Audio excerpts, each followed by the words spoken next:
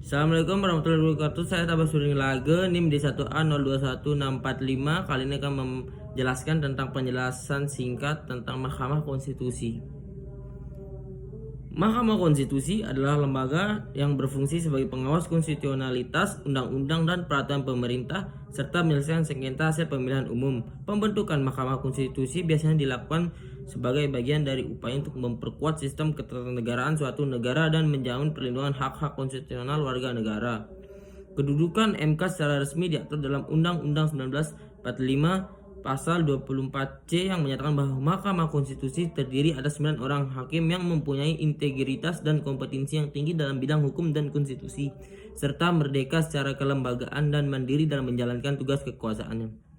Fungsi dari Mahkamah Konstitusi yaitu yang pertama, memutuskan sengketa kewenangan lembaga negara, yaitu ketika terjadi konflik antara lembaga negara yang satu dengan lembaga negara yang lain. Yang kedua, memutuskan perselisihan hasil pemilihan umum, yaitu ketika terjadi sengketa mengenai hasil pemilihan umum, baik itu pemilihan presiden, pemilihan gubernur, maupun pemilihan anggota legislatif. Dan wewenang Mahkamah Konstitusi yaitu yang pertama, memutuskan sengketa kewenangan antara lembaga negara, memutuskan perselisihan hasil pemilihan umum. Susunan hakim konstitusi di Mahkamah Konstitusi adalah sebagai berikut: Ketua Mahkamah Konstitusi, Wakil Ketua Mahkamah Konstitusi, dan 7 orang hakim konstitusi. Hak acara Mahkamah Konstitusi memiliki beberapa karakteristik, yaitu keterbukaan hukum acara MK harus bersifat terbuka, artinya proses persidangan harus dapat diakses oleh publik kecuali untuk kasus-kasus tertentu yang ditutup untuk alasan tertentu seperti kepentingan negara atau hak privasi. Yang kedua, cepat dan efisien hukum acara MK harus mengutamakan kecepatan dan efisiensi dalam menyelesaikan persidangan dan memberikan keputusan. Hal ini bertujuan untuk memberikan kepastian hukum bagi semua pihak yang terlibat.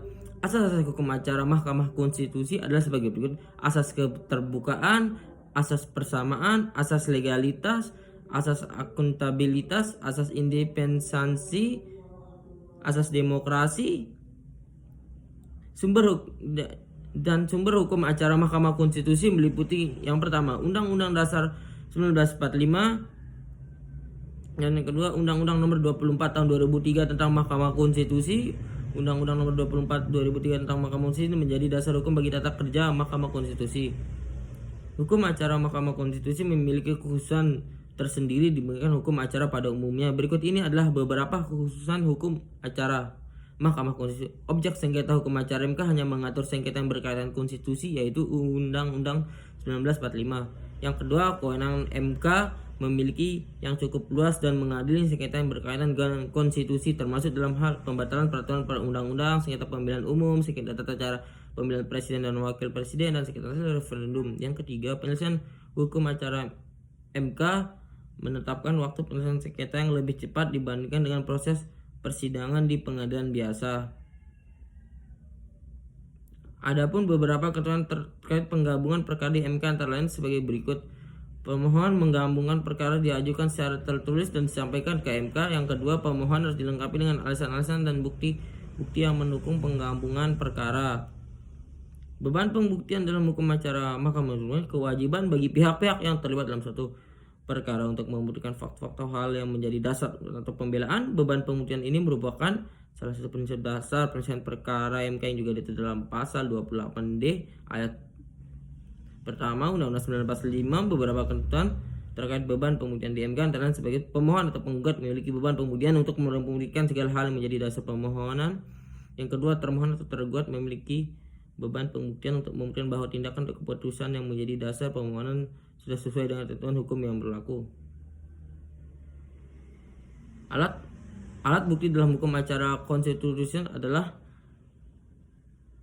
surat atau dokumen resmi seperti peraturan perundang-undangan dan lain-lain. Saksi, yaitu orang yang dapat memberikan keterangan dan fakta.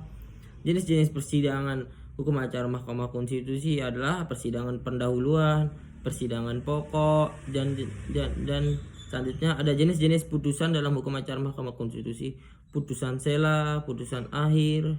Putusan sela adalah putusan ini dikeluarkan oleh MK pada saat proses persidangan berlangsung untuk menentukan sementara suatu perkara. Yang kedua, putusan akhir. Putusan ini merupakan keputusan MK yang dikeluarkan setelah semua proses persidangan selesai dan dilakukan penilaian terhadap bukti bukti yang telah disajikan dalam persidangan. Ya, sekian dari saya, Tabasuring Lages. Assalamualaikum warahmatullahi wabarakatuh. Bila ada salah kata mohon dimaafkan.